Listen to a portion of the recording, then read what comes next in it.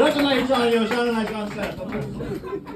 See you soon. Are you guys ready for the next comedian? Yeah! Yes, it's good, very funny. Welcome to the set, the brilliant Rachel Massett.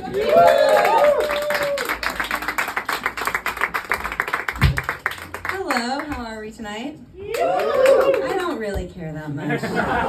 Let's be honest. My name is Raisa Masket, and I am originally from California. I have been living here for 4 years, and it's been going well.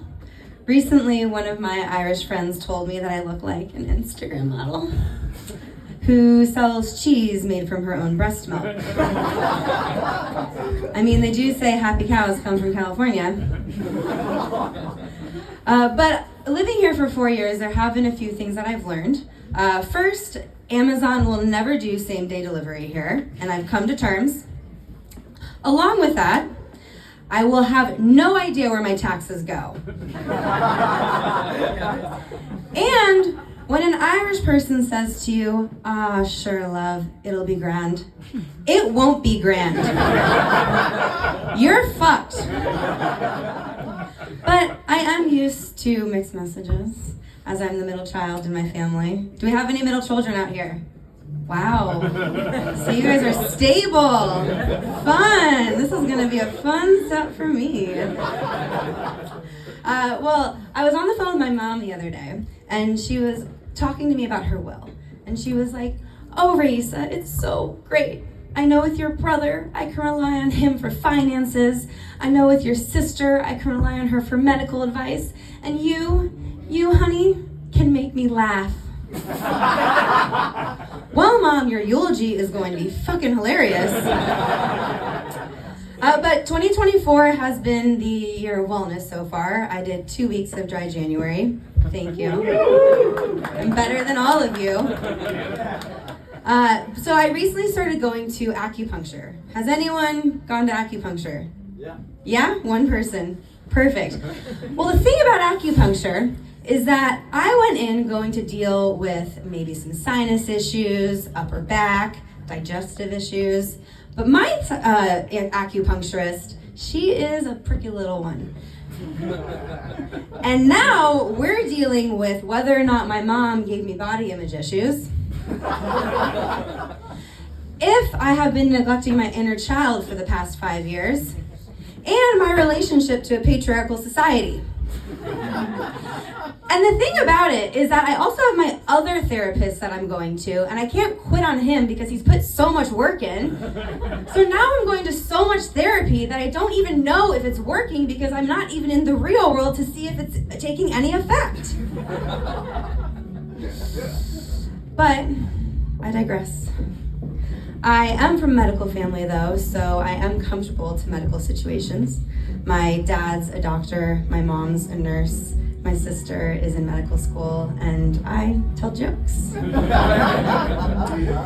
because of that, I feel uniquely qualified to give my friend medical recommendations. Like, I don't know if you're dealing from a heartbreak, tequila.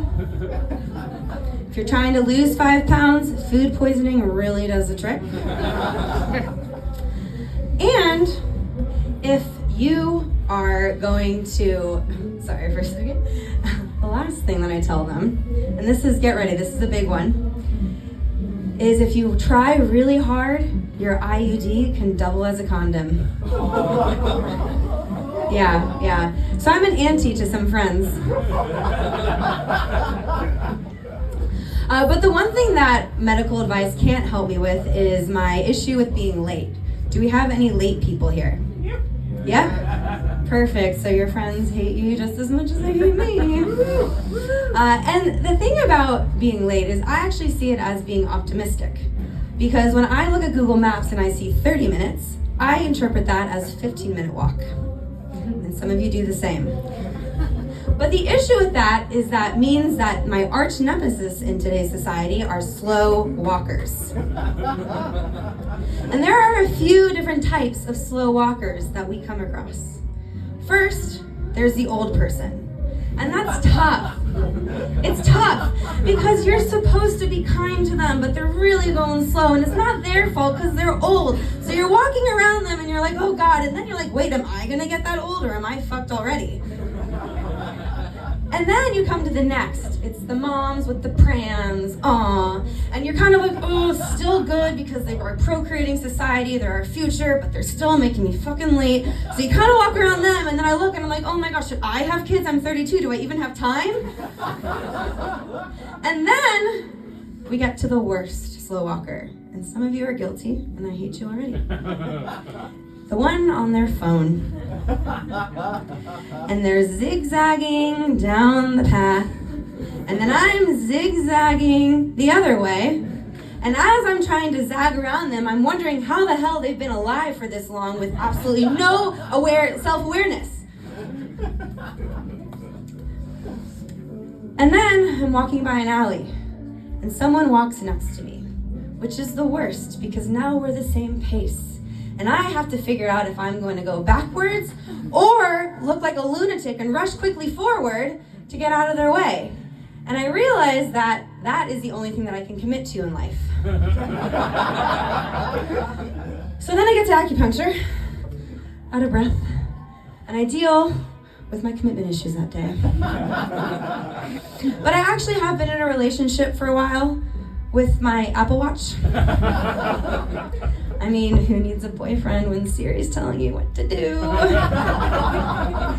I mean, first, they're always interrupting my conversation. I'll be mid-business meeting and all of a sudden I'll get that, I'm sorry, I didn't hear that. No one fucking asked you. Along with that, I'll get the unsolicited advice. Like if I needed to know how to breathe, I wouldn't have been around for the past 32 years. And don't even get me started on how many times it's told me to stand. That's why I'm up here doing stand-up. However, like most good relationships, they understand my love language, which is words of affirmation. And there's nothing quite like going out for the night, bringing a boy home, getting in your 10K steps before 5 a.m. to wake up to a message from Siri that goes, way to go, Raisa. You're crushing your goals for the day. Yes, I am, Siri. Yes, I am. However, last week, it dawned on me that I might need to end this relationship. I know. It's tough. He's like already feeling it. It's clearly you're not a middle child. And what happened is I asked my Apple Watch how I was doing. And they responded with, "Aw, sure, love. You'll be grand." Thank you, everyone.